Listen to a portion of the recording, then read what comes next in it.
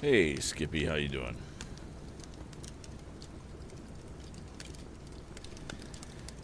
Alrighty. Just wanted to get things kind of set up a little bit. Hope you're doing well tonight.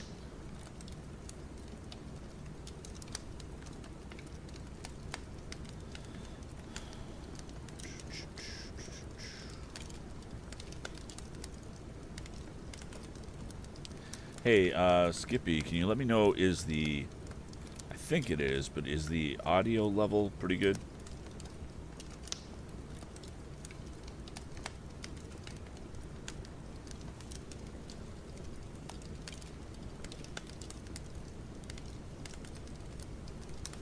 Just want to make sure it's not too hot or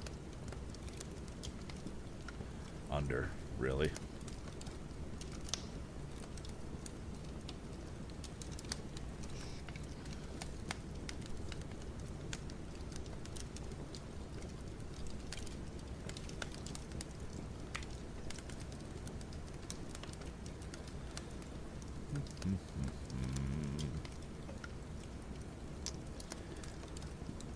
Seems weird that we're so far into the second book already. Background slightly too loud. Okay, thank you, Nicole. Is that a little bit better?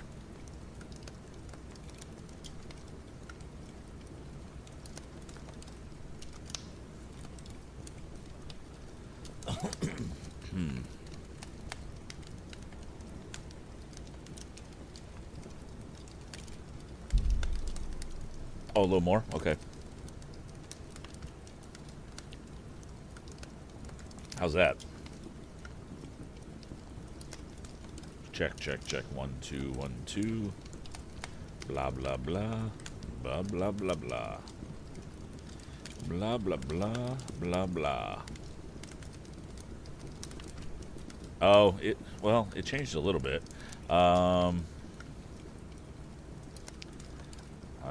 Okay. Well, wait a minute. Nope. I am completely wrong. Hold on a second. I hit the wrong volume button. How about that? Is that better?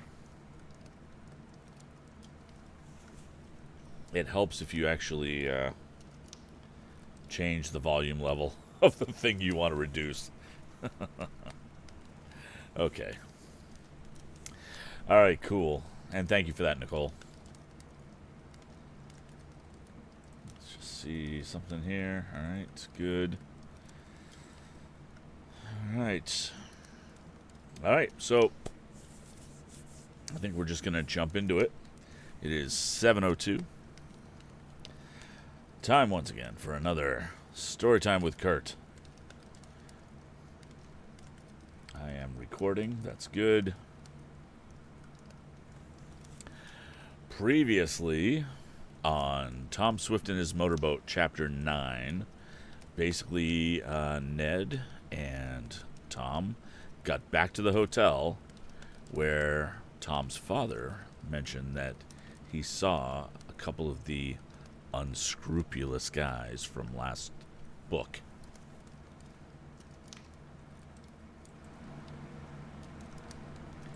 Chapter 10. A Cry for Help.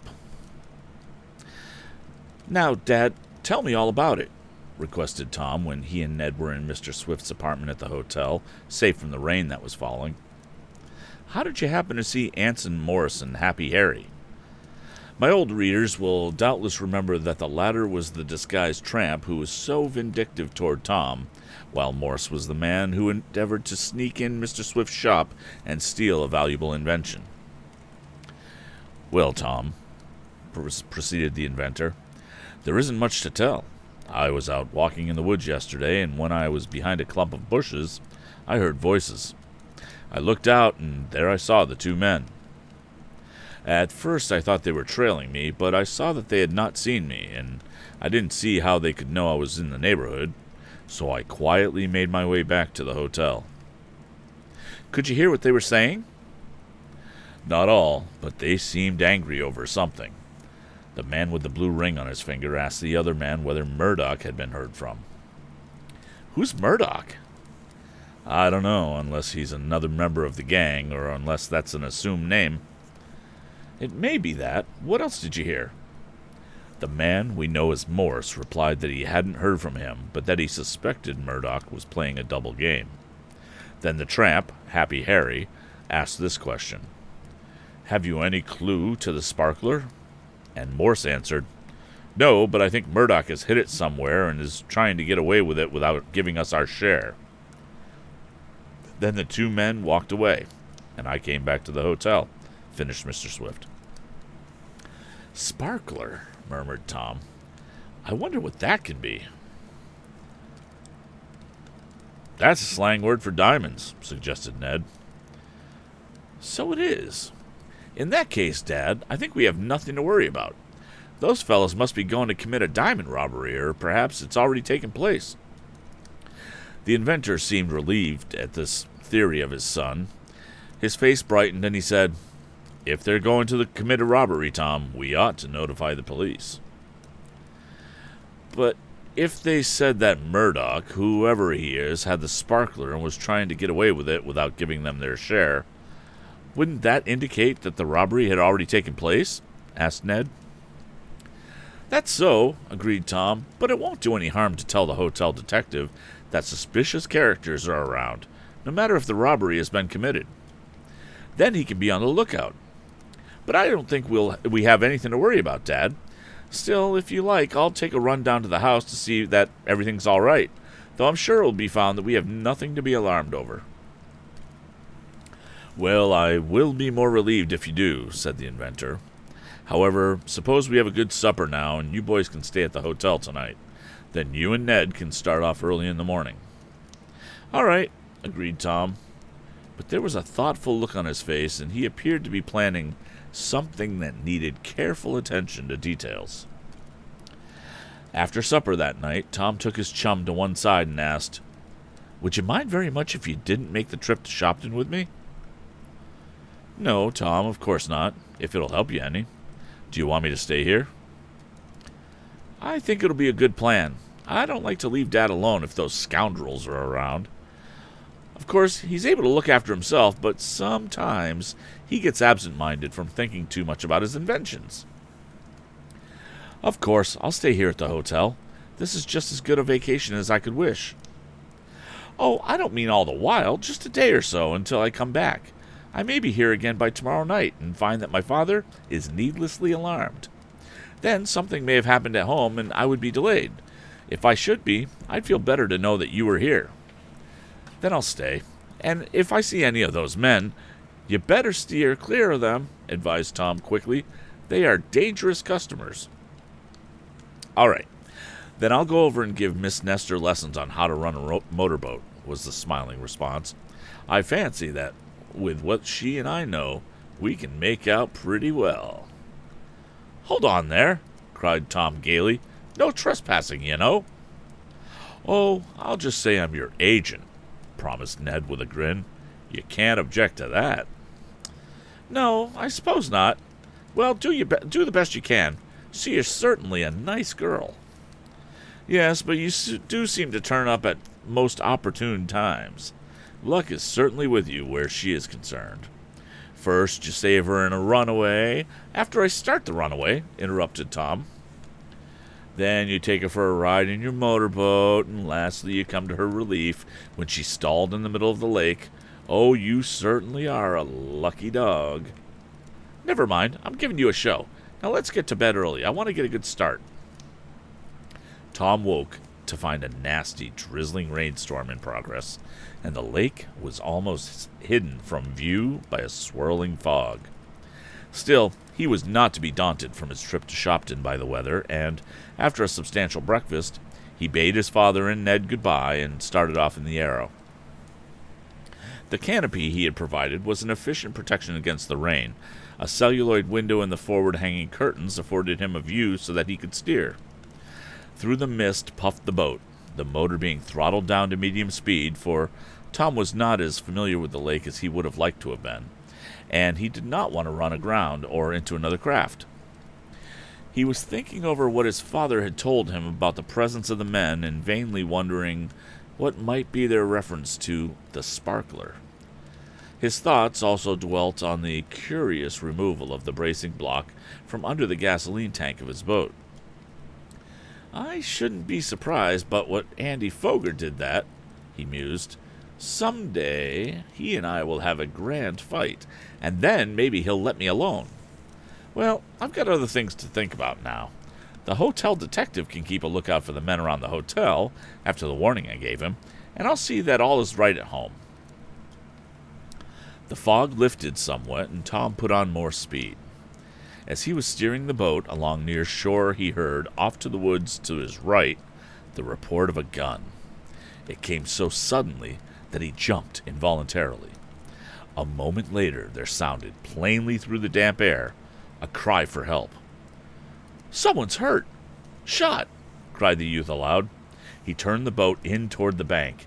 As he shut off the power from the motor, he heard the cry again. "Help! Help! Help!" "I must go ashore," he exclaimed. "Probably someone is badly wounded by a gun." He paused for a moment as the fear came to him that it might be some of the patent thieves. Then, dismissing that idea as the Arrow's prow touched the gravel, Tom sprang out, drew the boat up a little way, fastened the rope to a tree, and hurried off into the dripping woods in the direction of the voice that was calling for aid. End of Chapter 10. So, go back here, and welcome to Thor 2381, Zane Kyber, Skippy, Nicole, obviously. And,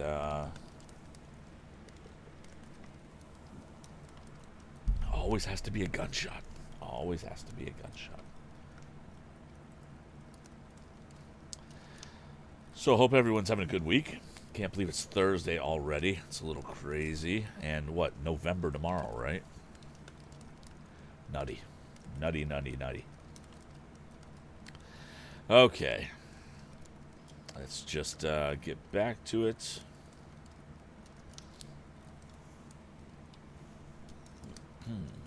Well, you know what? I'm going to make this a little easier for me to read. There we go. And we'll switch back to the other view.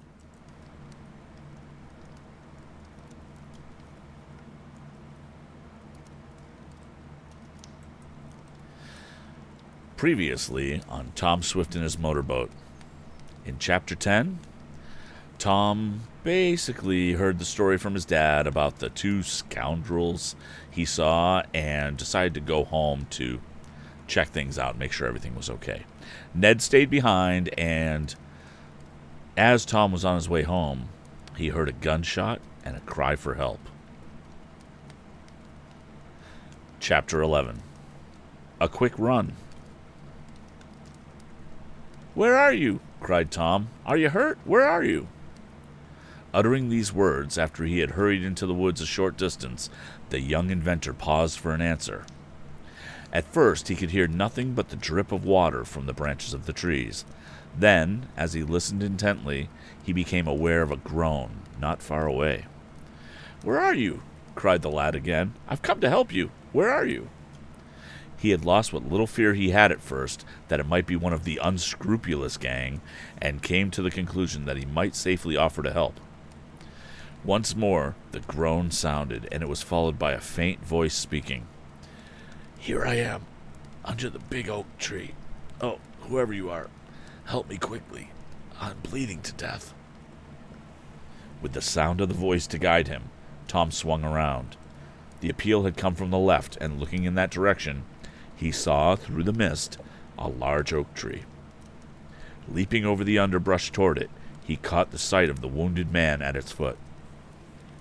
Beside him lay a gun, and there was a wound in the man's right arm. "Who shot you?"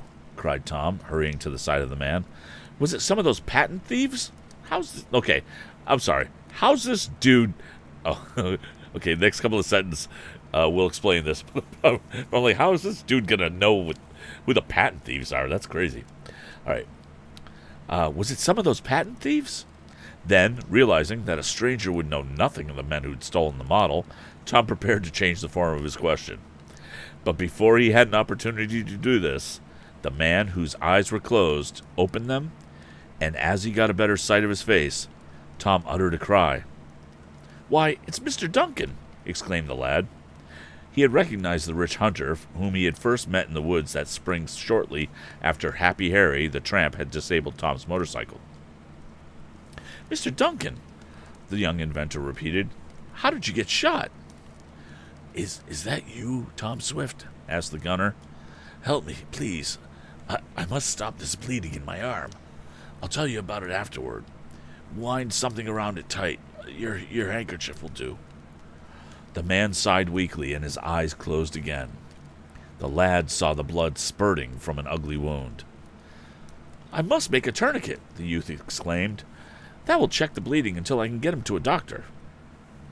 With Tom to think was an act. What? With Tom to think was to act. Oh, with Tom to think was to act. He took out his knife and cut off Mr. Duncan's sleeves below the injury, slashing through the coat and shirts. Then he saw that part of a charge of shot had torn away some of the large muscular development of the upper arm. Ooh, okay, that's kind of gross. The hunter seemed to have fainted, and the youth worked quickly. Tying his handkerchief above the wound and inserting a small stone under the cloth so that the pebble would press on the main artery, Tom put a stick in the handkerchief and began to twist it.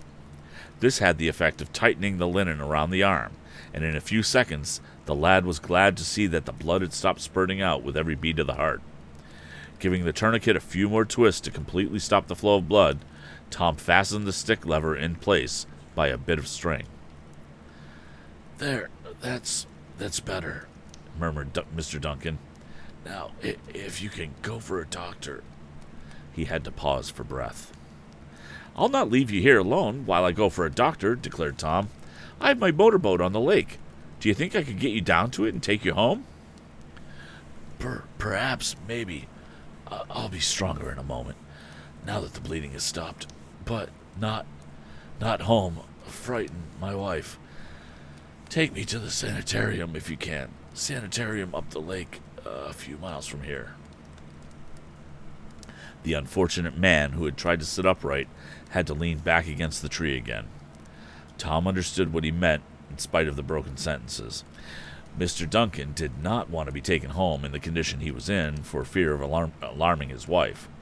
He wanted to be taken to the sanitarium, and Tom knew where this was, a well-known resort for the treatment of various diseases and surgical cases. It was about 5 miles away and on the opposite shore of the lake. "Water, a drink," murmured Mr. Duncan. Seeing that his patient would be all right for a few minutes at least, Tom hurried to his motorboat, got a cup, and filling it with water from a jug he carried, he hastened with it to the hunter. The fluid revived the man wonderfully, and now that the bleeding had almost completely stopped, Mr. Duncan was much stronger. "Do you think you can get to the boat if I help you?" asked Tom. "Yes, I believe so. To think of meeting you again and under such circumstances. It is providential." "Did someone shoot you?" inquired Tom, who could not get out of his head the notion of the men who had once assaulted him. "No, I shot myself," answered Mr. Duncan as he got to his feet with Tom's help. "I was out with my gun, practicing just as I was the day when I met you in the woods. I stooped down to crawl under a bush, and the weapon went off, the muzzle being close against my arm. I can't understand how it happened. I fell down and called for help. Then I guess I must have fainted, but I came to when I heard you talking to me. I shouldn't have come out today as it's so wet, but I had some new shot shells I wish to try in order to test them before the hunting season. But if I can get to the sanitarium, I will be well taken care of. I know one of the doctors there." With Tom leading him and acting as sort of a support, the journey to the motorboat was slowly made. Making as comfortable a bed as possible out of the seat cushions, Tom assisted Mr. Duncan to it, and then starting the engine, he sent his boat out from shore at half speed, as the fog was still thick and he did not want to run upon a rock. Do you know where the sanitarium is? Asked the wounded hunter. About, asked Tom a little doubtfully, but I'm afraid it's going to be hard to locate it in this fog. There's a compass in my coat pocket, said Mr. Duncan. Take it out and I'll tell you how to steer. You ought to carry a compass if you're going to be a sailor. Tom was beginning to think so himself and wondered that he had not thought of it before. He found the one the hunter had, and placing it on the seat near him, he carefully listened to the wounded man's directions. Tom easily comprehended and soon had the boat headed in the proper direction. After that, it was comparatively easy to keep on the right course, even in the fog. But there was another danger, however, and this was that he might run into another boat. True, there were not many on Lake Carlopa, but there were some, and one of the few motorboats might be out in spite of the bad weather. Guess I'll not run at full speed, decided Tom. I wouldn't like to crash into the Red Streak. We'd both sink. So he did not run his motor at the limit and sat at the steering wheel, peering ahead into the fog for the first sight of another craft. He turned to look at Mr. Duncan and was alarmed at the pallor of his face. The man's eyes were closed, and he was breathing in a peculiar manner. "Mr. Duncan, are you worse?" cried Tom. There was no answer. Leaving the helm for a moment, Tom bent over the injured hunter. A glance showed him what had happened.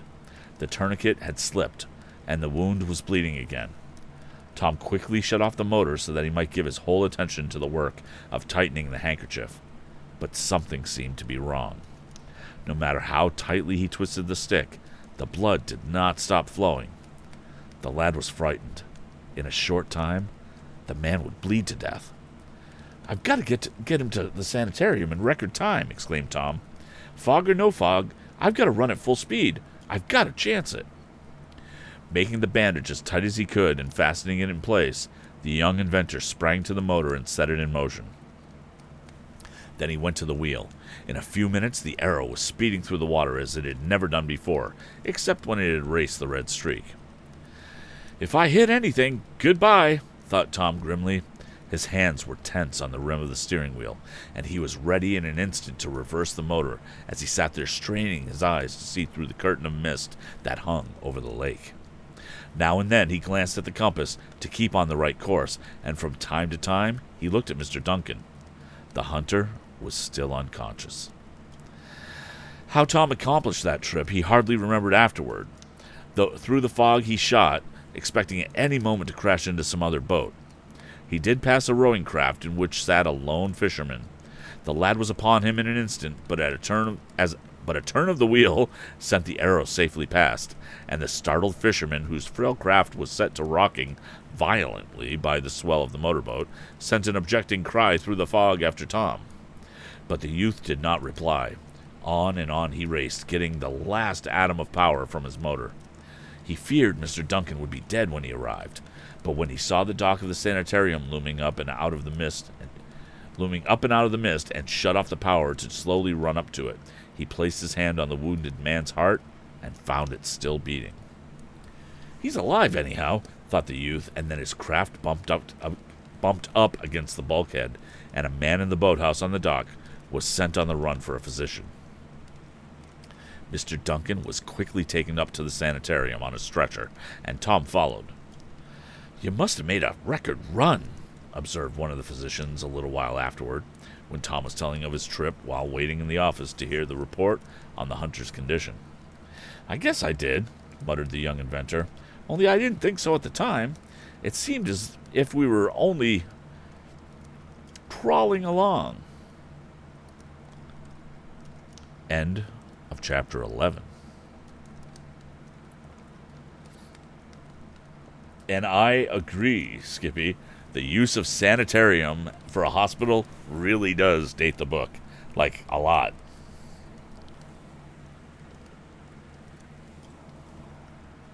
And we got to hear the words unscrupulous and scoundrel again, so that was cool. Let's go back here.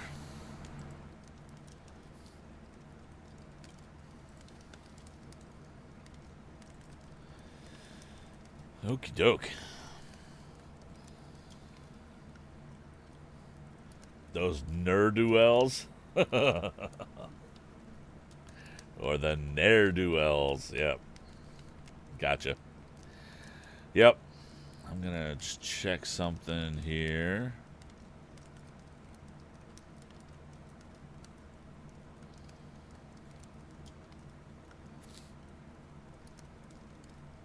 Cool. And cool there.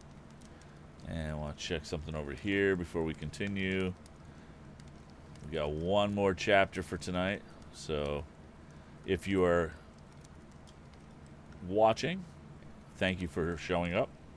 I know that we've got some people who are watching without being logged into Twitch, and I get it. That's pretty cool.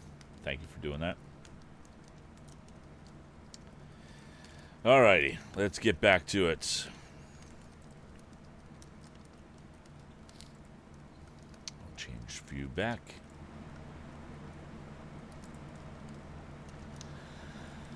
Previously on Tom Swift and his motorboat. Well, in Chapter 11, Tom found out what happened. It was Mr. Duncan, who had accidentally shot himself.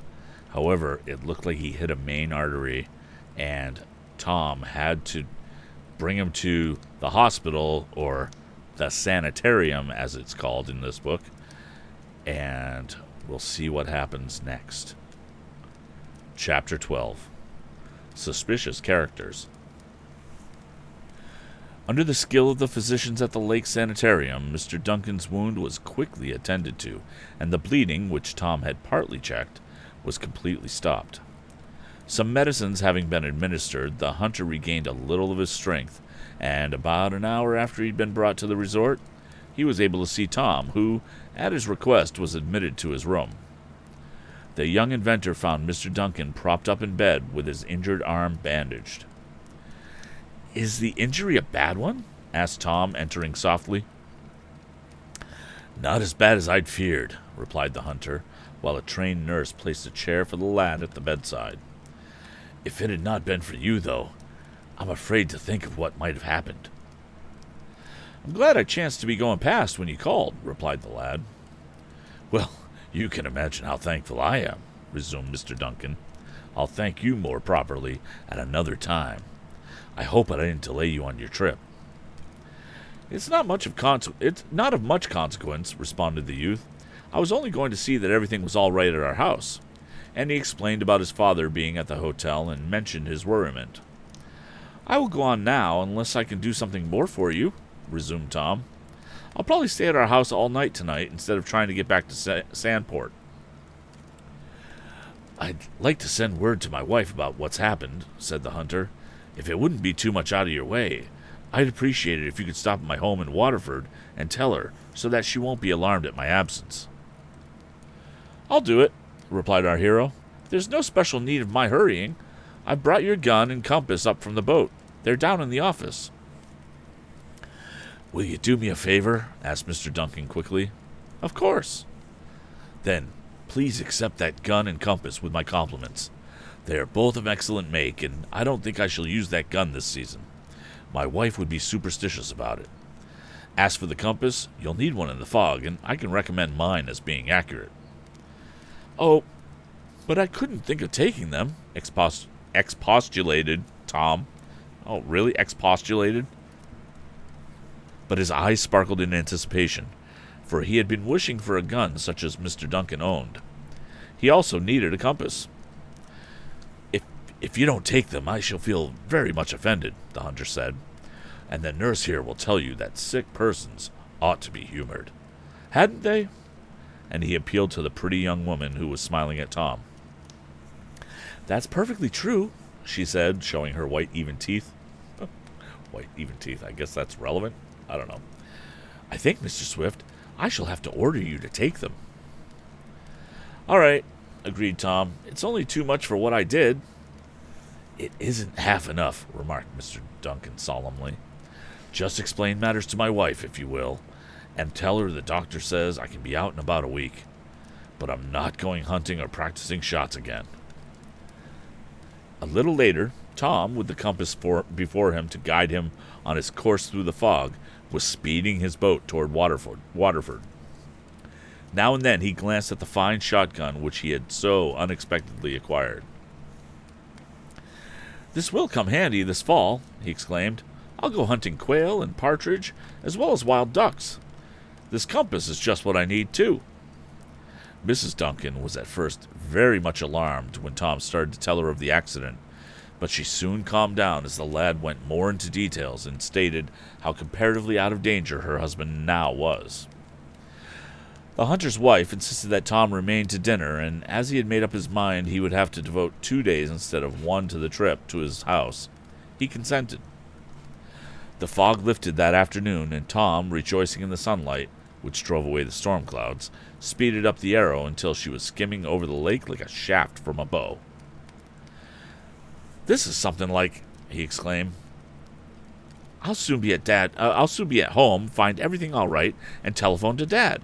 Then I'll sleep in my own room and start back in the morning." When Tom was within a few miles of his own boathouse, he heard behind him the putt-putt of a motorcraft. Turning, he saw the red streak fairly flying along at some distance from him. "Andy certainly is getting speed out of her now," he remarked. "He'd beat me if we were racing. But the trouble with his boat and engine is that he can't always depend on it.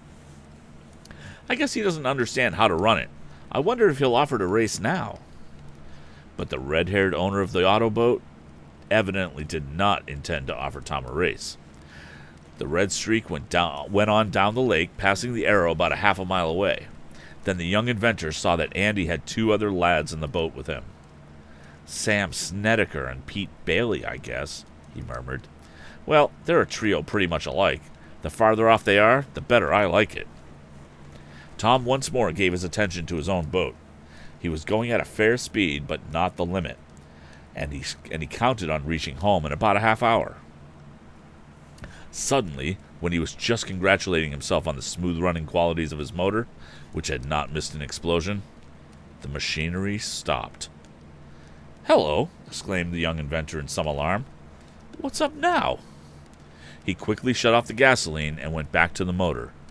Now, there are so many things that may happen to a gasoline engine that it would be difficult to name them all offhand, and Tom, who had not had very much experience, was at a loss to find what had stopped his machinery. He tried the spark and found that by touching the wire to the top of the cylinder, when the proper connection was made, that he had a hot, fat one. The compression seemed all right, and the supply pipe from the gasoline was in perfect order. Still, the motor would not go. No explosion resulted when he turned the flywheel over, not even when he primed the cylinder by putting a little gasoline in through the cocks on the cylinder heads. "That's funny," he remarked to himself as he rested from his labors and contemplated the dead motor. "First time it's gone back on me." The boat was drifting down the lake, and at the sound of another motorcraft approaching, Tom looked up. He saw the red streak containing Andy Foger and his cronies. They had observed the young inventor's plight. "Want a tow?" sneered Andy. "What do you take for your second-hand boat that won't run?" asked Pete Bailey. "Better get out of the way, or you might be run down," asked Sam Snedeker. Tom was too angry and chagrined to reply, and the red streak swept on. "I'll make her go if it takes all night," declared Tom energetically. Once more he tried to start the motor. It coughed and sighed as if in protest, but would not explode. Then Tom cried, "Ugh, the spark plug! That's where the trouble is, I'll wager. Why didn't I think of it before?" It was the work of but a minute to unscrew the spark plugs from the top of the cylinders. He found that both had such accumulations of carbon on them that no spark could ever have reached the mixture of gasoline and air. "I'll put new ones in," he decided, for he carried a few spare plugs for emergencies. Inside of 5 minutes, with the new plugs in place, the motor was running better than before. "Now for home," cried Tom. "And if I meet Andy Foger, I'll race him this time." But the red streak was not in sight, and a little later Tom had run the Arrow into the boathouse, locked the door, and was on his way up to the mansion. "I suppose Mrs. Baggert and Garrett will be surprised to see me," he remarked. Maybe they'll think we don't trust them by coming back in this fashion to see that everything is safe. But then I suppose Dad is naturally nervous about some of his valuable machinery and inventions. I think I'll find everything all right, though. As Tom went up the main path and swung off to a side one, which was a shortcut to the house, he saw in the dusk, for it was now early evening, a movement in the bushes that lined the walk. "Hello, Garrett," exclaimed the lad, taking it for granted that it was the engineer employed by Mr. Swift. There was no reply, and Tom, with a sudden suspicion, sprang toward the bushes. The shrubbery was more violently agitated, and as the lad reached the screen of foliage, he saw a man spring up from the ground and take to his heels. "Here, who are you? What do you want?" yelled Tom. Hardly he had spoken from when behind a big apple tree another man sprung. It was light enough so that the lad could see his face, and a glimpse of it caused him to cry out, "Happy Harry, the tramp!" Before he could call again, the two men had disappeared. End of chapter 12.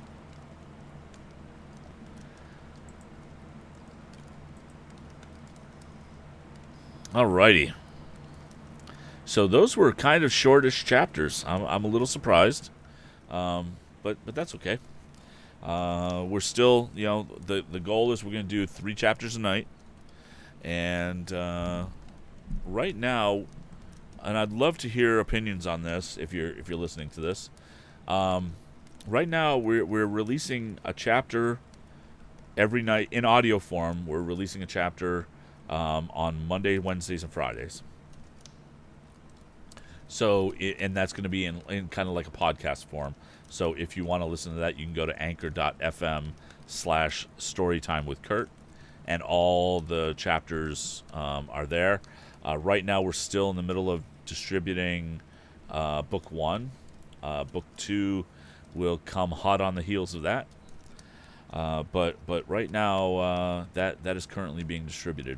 So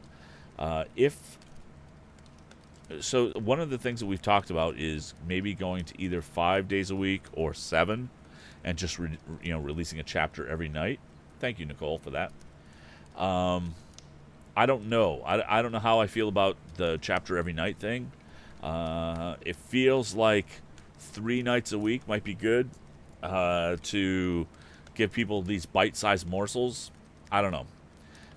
But if you have opinions on that, I'd love to hear that. Otherwise, let's see. You can follow me on Twitter at VO by Kurt. You can shoot me an email if you like at kurt@storytimewithkurt.com. And I think that's about it. We will see you next time, which will be Sunday evening at 6 p.m. Eastern Time. And with that, have a great weekend.